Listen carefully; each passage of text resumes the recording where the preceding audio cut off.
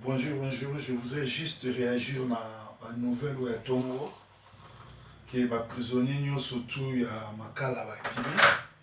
Alors, il faut que tout ça dans le gouvernement moka aventurier ba criminel, bazali bat oyo ba travailler na ba stratégie.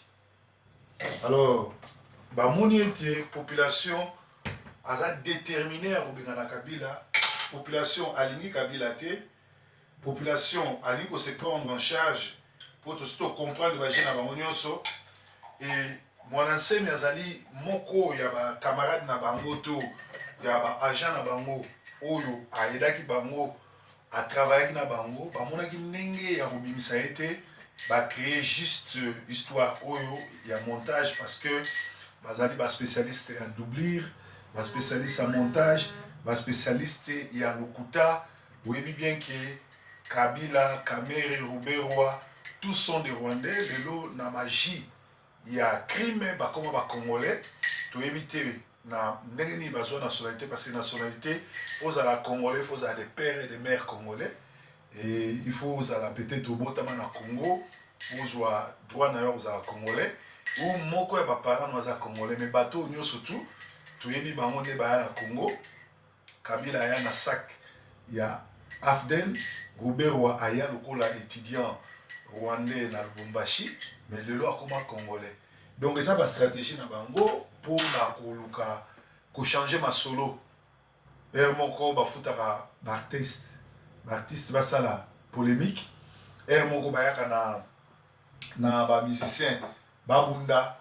Er moko bafutaka Quatra Koraman les patrons de Guégué à ça l'aventure, c'est-à-dire baza batu moko basala l'aventure na ndenge ya kosakana te pour na kolalisa ba congolais. Donc les gens m'ont mis na mana appel oyo. Allô? Hello, is this Mr. Basosa? Yeah, wrong number. Wrong number? Yeah. Do you know Mr. Basosa? No number. It's the wrong number, yeah. Okay. Have a nice day, yeah. Okay. Bye bye. Yeah. Donc, ezali stratégie moko ya koluka kolalisa bato, ya koluka kofrenese bato, po bato bakota na masolo, koloba ke ni mwana nsemi asali magie, asali boye, asali boye, asali boye. C'est bien beau bato babimi, félicitations bakende parce que bazo mérité vous en prison te.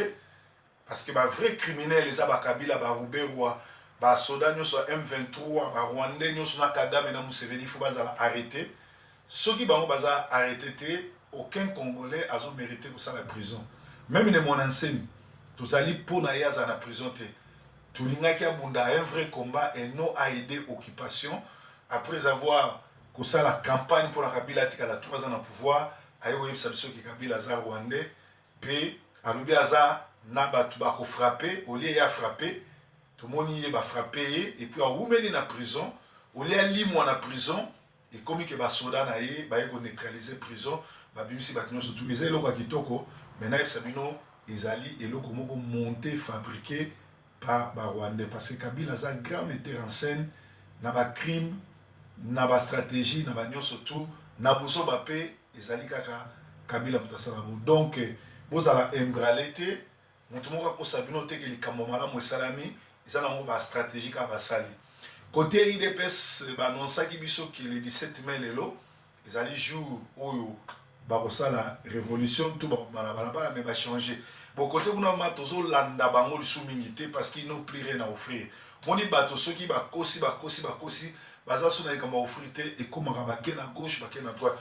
totala bango so basali malamu tobeteli bango malamu mabo so basali bakontinue kolalisa bato pongi tosi tokomprena lokolonie bazobina mais libération en Congo eza sûr certain ekosalama sans bango yo na nga tobundela mboka donc nzambe azala na bino bandeko ya Suisse na début ya mois juin naza na bino bandeko ya Paris nakozala na bino à partir le 10 juin na Paris et bandeko nyonso to ya na moso mondial bokota contact na nga numéro na nga ya Angleterre échange te eza même numéro partout dans un numéro wana soko bengi osoananga yoza malamu donc il s'est rien passé na Kinshasa eza ba aventure ya batuchi na Congo